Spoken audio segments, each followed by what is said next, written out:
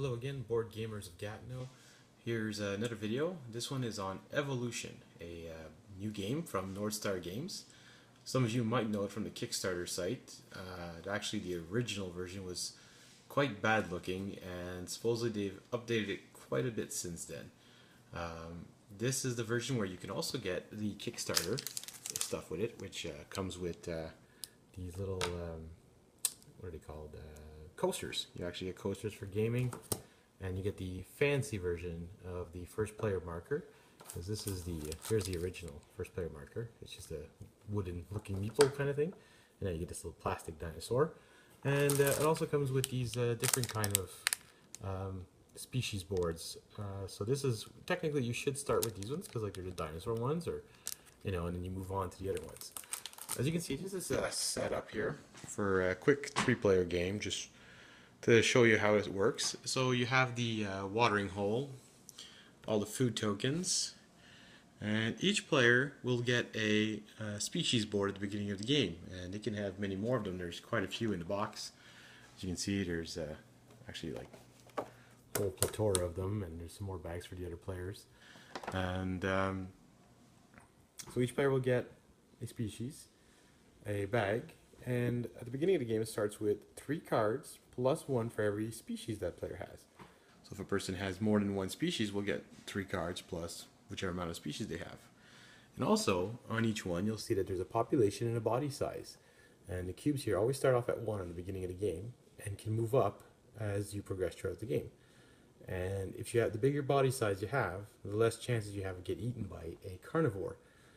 The bigger population, however, you're going to need more food, so you're going to have to be careful with that.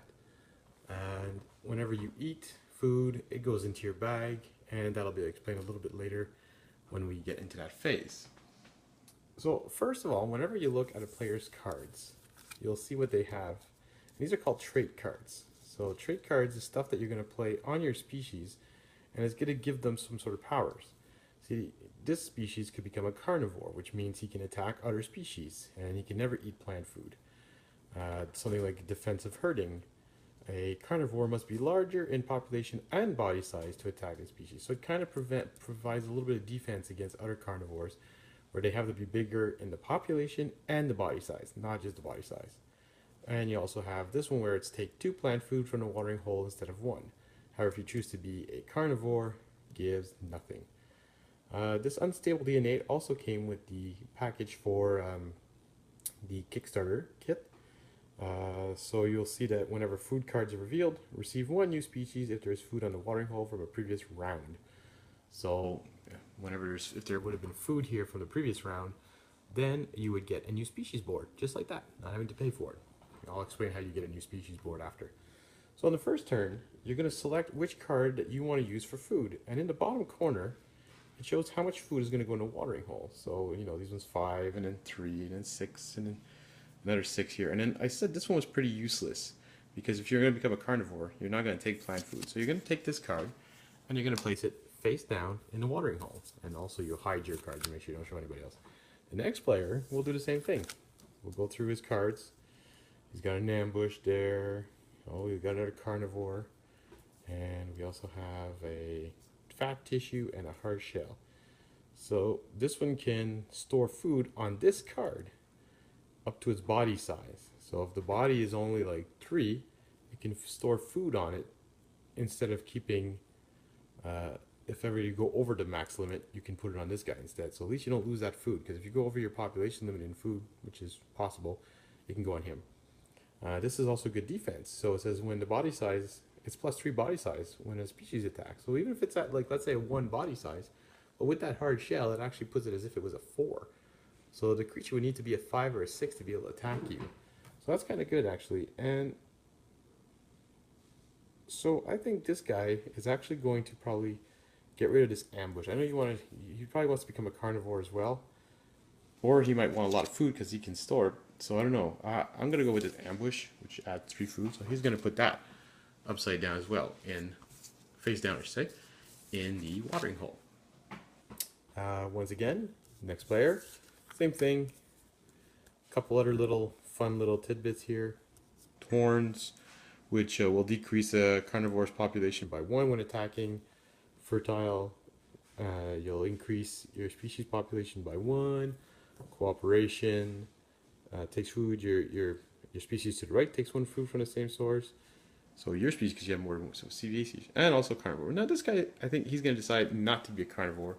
So as you can see, it's going to take away food because it's -3. So I don't know if that's going to be good or not. We'll find that out soon enough. Now, we'll reveal those cards over there. Now the next phase, that's done, is playing cards. Or playing cards. So in your turn, you can discard a card in your hand to go up a level either in population, body size, or to get a new species. Or you can take one of your traits. So I'm going to take this carnivore and I'm going to place it face down on top of my species board here. So it's like that. Okay, next guy, same kind of thing. Let's see here. I'm gonna put down this one, which is the hard shell. I know that. The other players won't know that. And this guy says, I'm going to get rid of this cooperation. I'm going to discard cooperations. I'm going to put this in the discard pile right over here. And I'm going to go up in body size, just to be safe. So see, I placed my wooden marker 1 level up, because he's going to decide to be a herbivore. So he's going to have to put some of these things on and all that.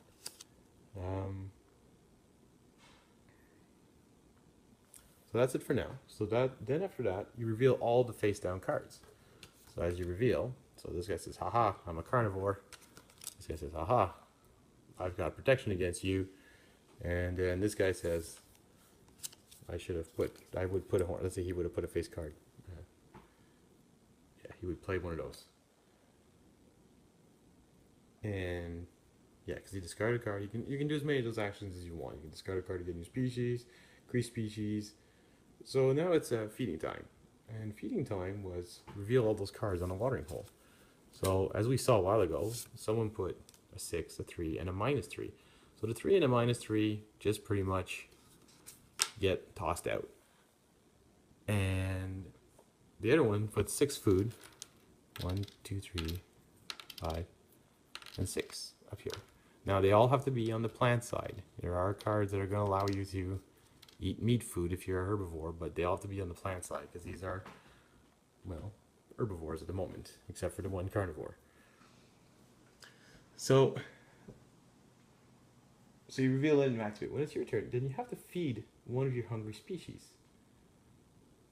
And since I'm the carnivore, I can't eat from the watering hole, so I must go and attack one of these guys.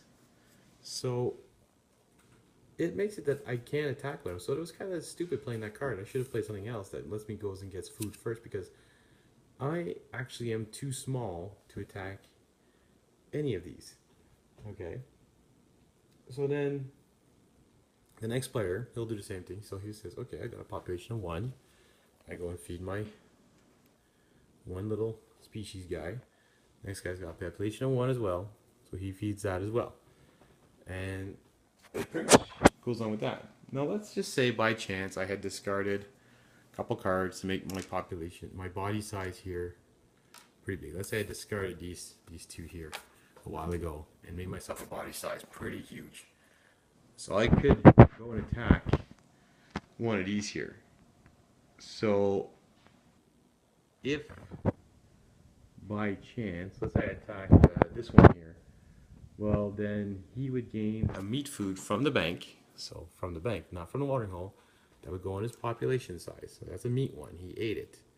And then we have to decrease the population of amount of food eaten. Okay, so then we would decrease the population of this one, but he's already down to 1. So guess what? He would actually become extinct right off the bat. Like in the first turn, this creature will become extinct and lose that board, but the traits and everything. So they would get all new cards, traits, and all that. Anyway, so it's pretty much like that. The same round continues. So then you get your new cards for your number of species boards and all that stuff, and it just continues on like that. And it's a pretty simple, straightforward game. Interesting. I'm looking forward to actually trying it out with a couple people and seeing how it actually works out. Oh yeah, and after the feeding phase is all done, then any food that you have left over on your board, you take it and place it in your bag. So that will give you 1 point at the end of the game. Also, 1 point for every trait card you have above a species, and 1 point for every, I believe, for every population size. It's either population size or it's number of species. Let me just take a quick look at that.